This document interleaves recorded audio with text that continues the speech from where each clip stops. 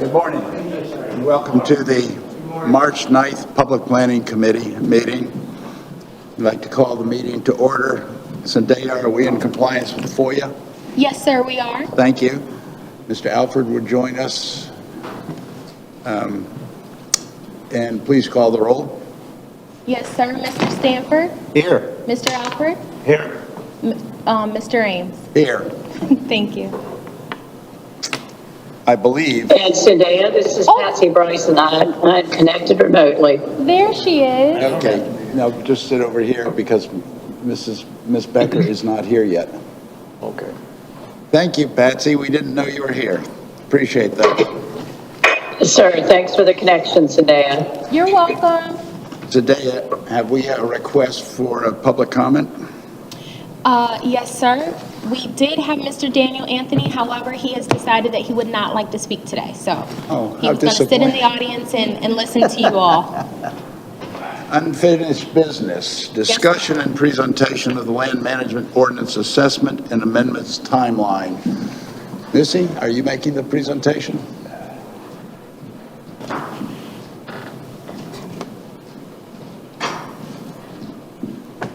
Morning. Good morning. Nice to see you today.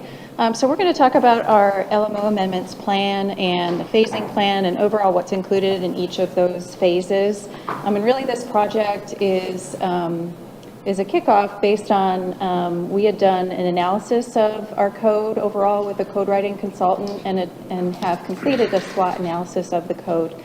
And that analysis has identified some areas for improvement. And that's being integrated within this comprehensive LMO amendment plan.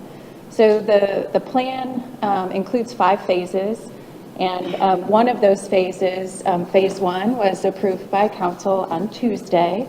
That is included here.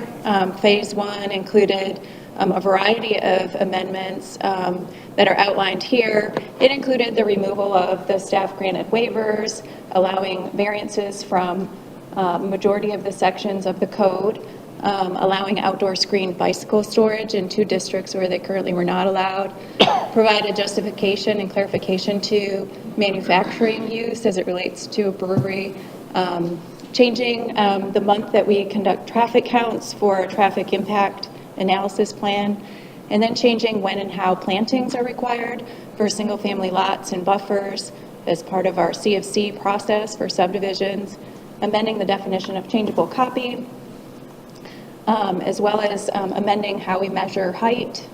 Owner's consent is required for minor subdivisions, and then requiring a public hearing for subdivision amendments.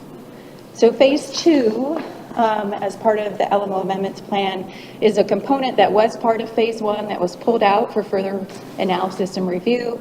That was also looked at by council on Tuesday, was looked at yesterday by the Planning Commission, and that provides some standards for subdivision amendments or deviations from those from previously approved subdivisions. And so that language is planned to go back to town council on the 21st of this month. So phase 3. Missy, can I make a comment on that, please? Yes, sir. Yesterday at the Planning Commission meeting, this subject came up and a lawyer in the crowds asked why this did not include commercial subdivisions, why it was being limited to just residential subdivisions. After discussion, there was a further amendment to the proposal to take out single-family residential developments. So now it applies to all major subdivisions, both commercial and residential. All commercial developments are major subdivisions, and a residential subdivision is one in excess of 5 lots. So essentially what they did is they took out the residential focus and made it all major subdivisions. Thank you. So we'll provide some detail when it comes Do you have back. someone coming up behind you? Well, the new microphone, I'm sorry. Sean Colin, Assistant Town Manager. I just want to provide clarification that it went back to Planning Commission for review and recommendation. Again, it's a recommendation back to council. Council's had first reading on the language on Tuesday.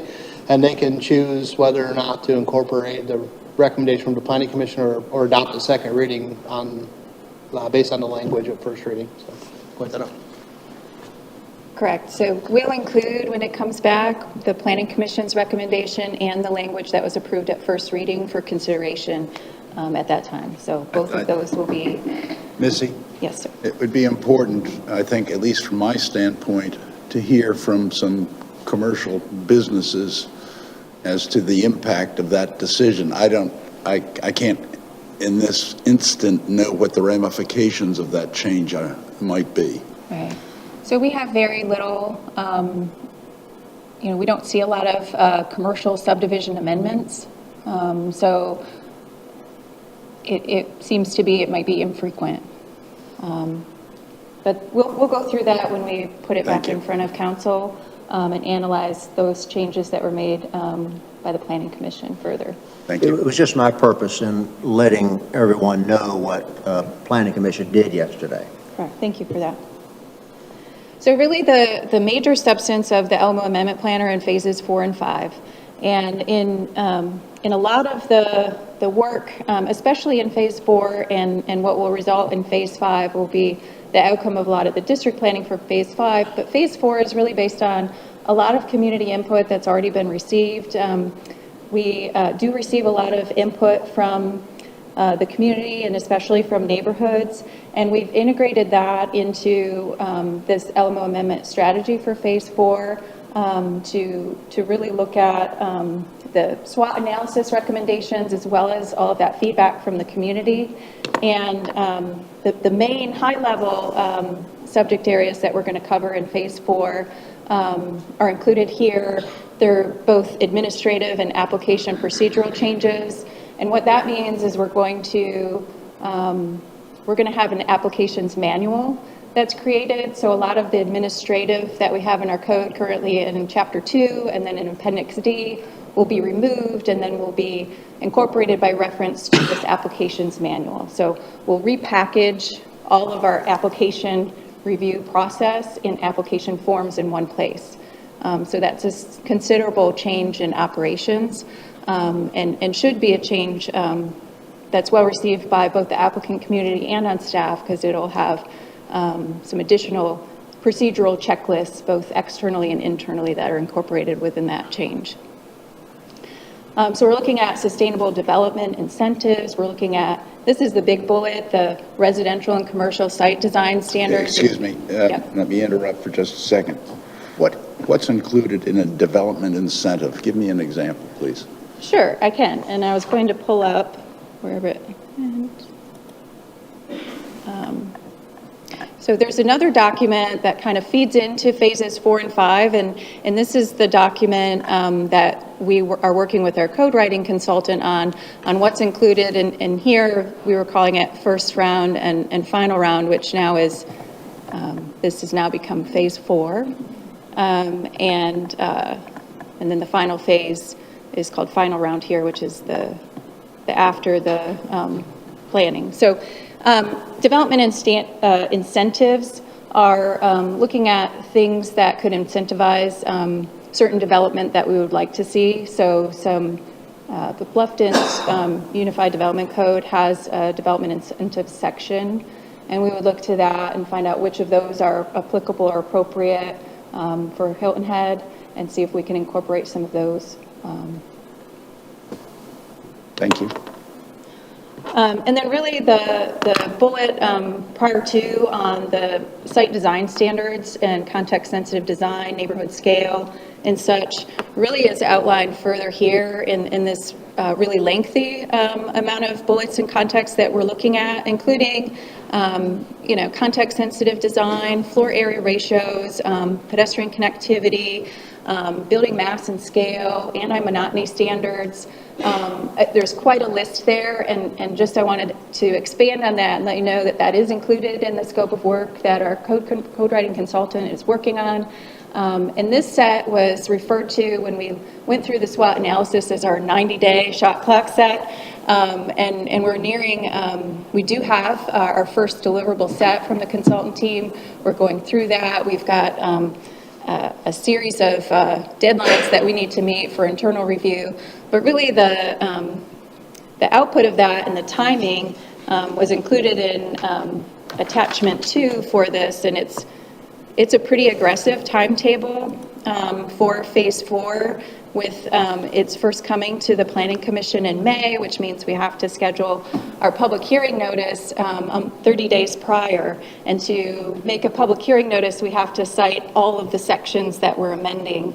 And so we need to really work hard in the remainder of this month and early April to meet that timetable. Missy, let me ask Ms. Bryson a question. Can you see the screen, Patsy? Yes, sir, I can. I don't know if you can see me, but I can see and hear just fine. And so what I'm seeing is PC1 for second quarter May for this phase 4 that I was asking about. And then I see PC2 and then Public Planning Committee, it looks like July. What my concern is that it won't be adopted by the town council until maybe October sometime. I was thinking the 90 days might be, I understand the shot clock of 90 days, but I thought the 90 days might be having it to the town council. So. Thank you. The 90-day shot clock was to get the full amendments ready to start the public review process and meet our requirements by state law for public notice. And that applies for all of these amendments. It's that same procedural requirement that we have to meet. So I wanted to point out that we have received, again, a lot of feedback from neighborhoods and specifically from Jonesville Preservation Society. They've submitted several documents related to some LMO amendments that they'd like to see, and those will be threaded in to either phase 4 or 5, wherever applicable. But I just wanted to acknowledge receipt of that information and how it relates to this process.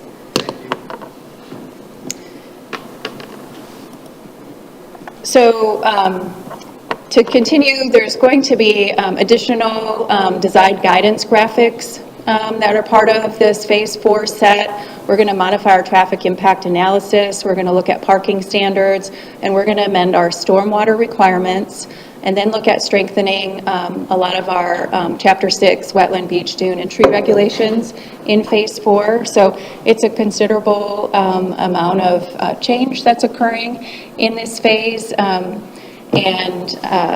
then when we get to phase 5... Missy, again, I'm Yes, sir. sorry to interrupt, but go back to the slide that had the long list of elements that...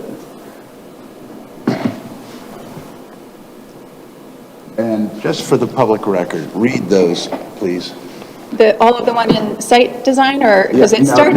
No, go under update site design Okay, standards, sure. please.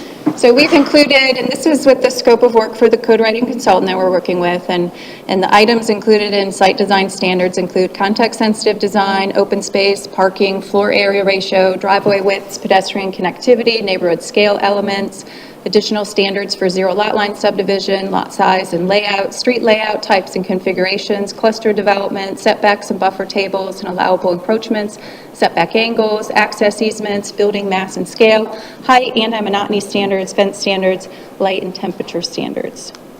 Okay, and those items may be different from one area of the island to another, one zoning district to another?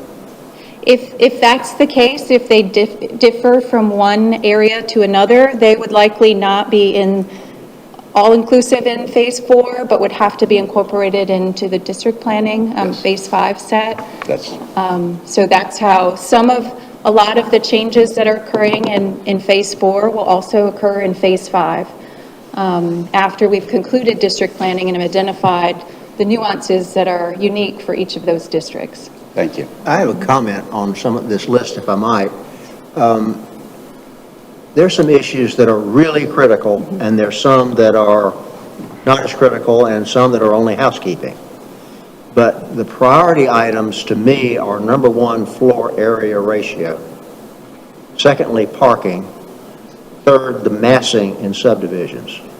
Correct. I'm concerned that these are pushed off to phase 4 rather than being approached up front, because they are really important aspects that I think are being abused by developers at this time, and I don't want the door to be open any longer than is absolutely necessary. I understand and respect the amount of work that you're having to do, and I'm not trying to put more work on you at all, but I am questioning the priorities of these items being pushed back to phase 4. Why can't they be dealt with in phase 3, which I think is where we are about to begin? Yeah, and I can explain that again, too. The amendment that's coming before the Planning Commission for a public hearing on the 15th next week is, we had to place the public notice for that in mid-February, and the amendment set for the changes that you're speaking of as far as floor area ratio and parking and building mass and scale were not yet drafted or ready. And so we had our LMO amendment 3-day meeting in January, and really got to work on that starting in this February timeline, and it's still early March, so we're really working as quickly as we can to get to all of those.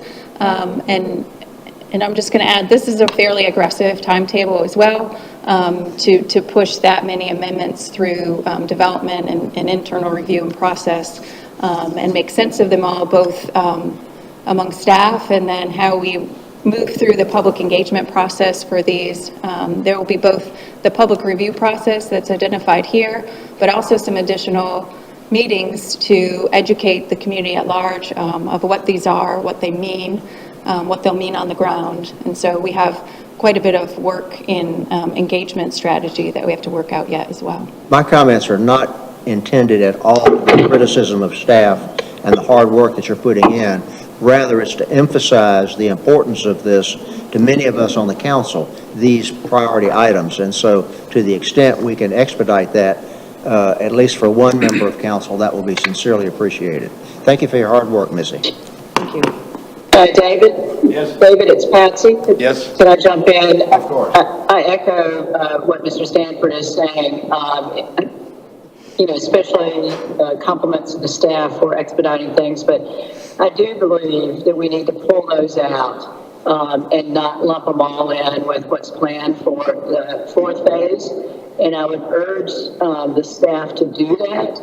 I think all of those that Glenn listed as priorities, 1, 2, and 3, those should be pulled out, and we should see those as soon as practically possible. I totally understand the public hearing requirements and notice requirements, but instead of getting them lost, if you will, in this long list, those are the priorities that town council is hearing about, and I think we need to push on those. So I totally agree with that, and I would urge us to pull those out and push those forward as fast as practically possible. Thank you, Patsy. Staff response, please. Sure, please do. Again, Sean Colon, for the record. The phase 4 is the 60 to 90 day shot clock items. We certainly know that there are a few of those elements that are higher on priority, both from what we're hearing from the community and from council. We can make sure that those are the ones that are completed and ready for vetting as we bring forward the set. What we're trying to avoid is we have five different phases right now for LMO amendments. 3 of them are really well on their way. The final 2 would reach completion, hopefully, of an overhaul of their new code. And so I'd like to be able to advance the phase 4 together, but be able to pull out, and if we need to advance these high priority items as we go through. You can see on the timeline 2 meetings of Planning Commission. We'll make sure that those priority elements are discussed at that first meeting. If they're ready to make a recommendation, that we could advance those through the process. I hate to go 4A and 4B, but I do understand the sense of urgency. We will try to condense where we can the schedule, but I don't want to rush into it and feel like we're working on the fly as we go through the review and approval process. I don't want to have modifications to the amendments and the ordinance when it comes forward to committee and council for adoption. I like to have it all buttoned up so that you have easy decisions when it comes back to council, so. I think it would be fair to say that if Ms. Becker were here, she would be also amplifying the same sentiments so that to the degree you can advance those priority items, it would be appreciated. Yes, sir, and that's been a point of emphasis with our team and our code writers to make sure that those items are being looked at first and foremost, in addition to the full set that we're trying to advance in this phase. Thank you. Phase. Appreciate that. Thank you. Go ahead, Missy. Okay. Well, that is a good segue into Phase 5, if you're comfortable with the content that was included in Phase 4 and the possibility of advancing, you know, those priority items that Sean mentioned. So really, Phase 5 is the direct implementation of the Growth Framework and District Planning Initiative. And the items that we've identified, well, it doesn't say that this is a brand-new code. It really is, with the exception that we're doing a lot of hard work that will be incorporated in Phase 5 here that is done in Phase 4. But it's going to be the overhaul and overview of all the chapters.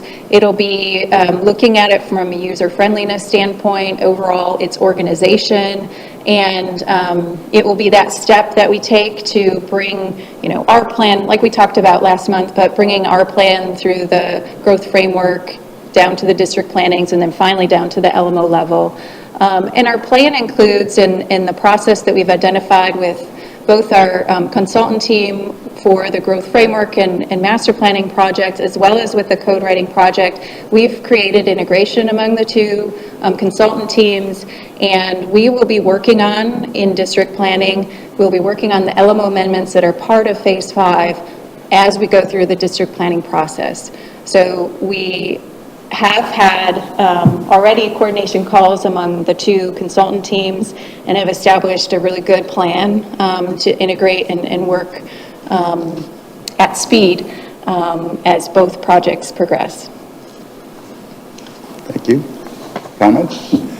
Stanford? Yes, thank you. The various districts that we're going to be dealing with have different components, different cultures, different design. Are we going to be overlaying a framework for how we evaluate and plan in those districts that is the same district to district? I'm trying to understand what the process is going to be here. Well, as we move through creating that overall work program, there are likely going to be areas that are conserved districts, and there'll be areas that are designated for growth in those areas that are centers, similar to the center that was identified in the Mid-Island District Plan.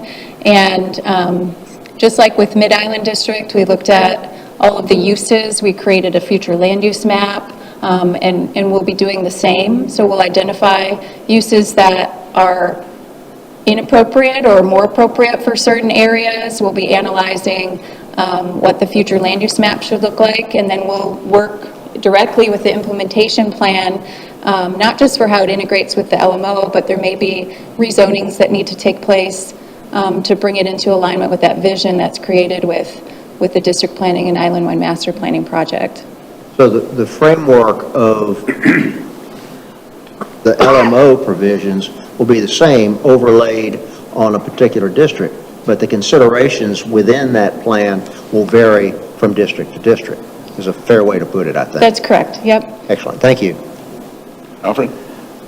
Are there any significant topics that you decided not to raise for this year's effort and perhaps consider in the future, or rejected altogether?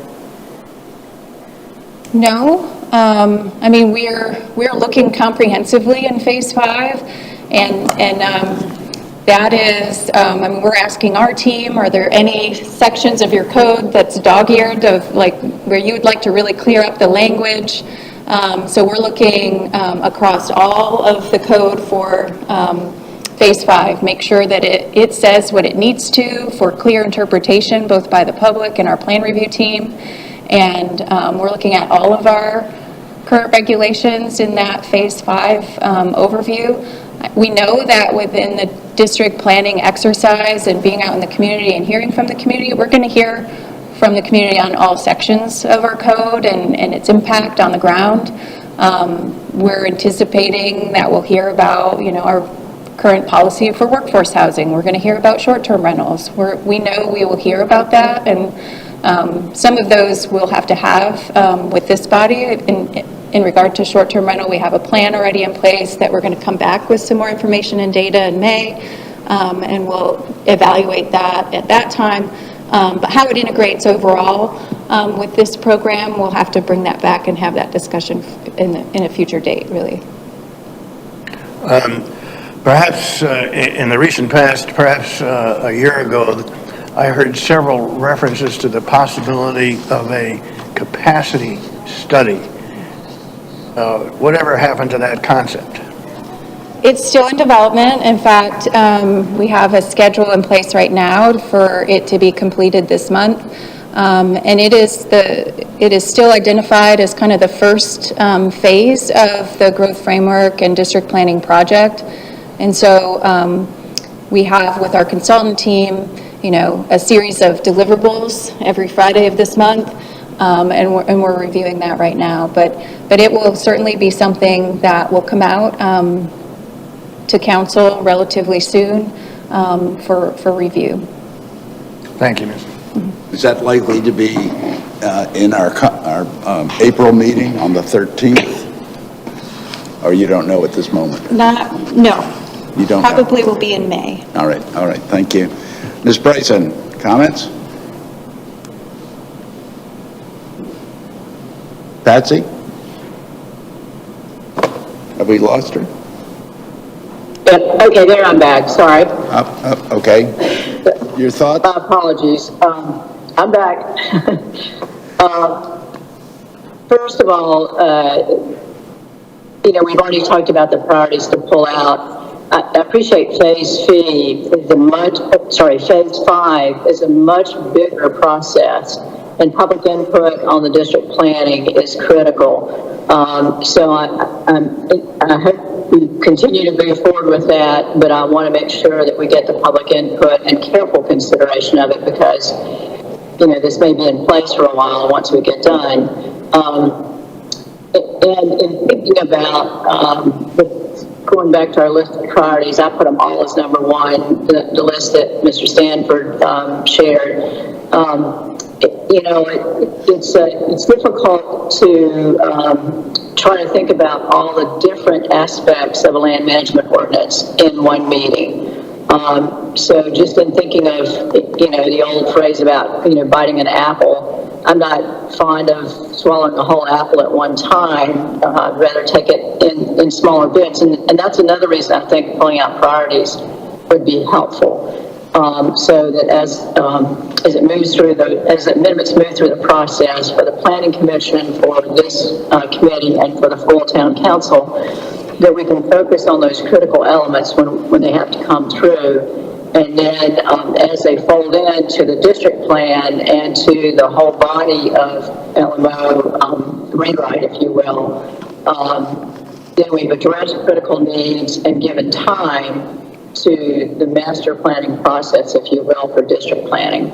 So the bottom line is speed up the critical and take our time if we need to with the district planning and careful consideration with public input. Thank you, Ms. Bryson. I look at phase 5 and subdivide it into two sections. The first 3 I see as being incredibly important to the public: external connections, a review of all LMO chapters, review of overall organization, review of user friendliness of the code. What comes to my mind is an idea that as we move forward and get closer and closer to having what we might consider a draft document, we might actually invite the public, the people who use the document, to come in and actually try to process an application with the organization of the new LMO and the requirements, just to see what happens. And then the last two, alignment with our plan and integration of outcomes for growth framework and district planning initiatives. Those are really internal, although the public obviously has to be involved with district planning and growth framework. But I'm just emphasizing that in the first three items, testing it before you come to council and say, we think this will work, it would be much better, I think, if you were able to say, and we've tested it and it looks good. So, any last minute comments by Ms. Bryson? One last time? Yeah, one last time. Thank you to the staff for this work. We do appreciate it. It's a monumental undertaking, and we do appreciate that. And thank you for being sensitive to our comments that we are receiving indeed from the public. So thank you, sir. Thank you, Ms. Bryson.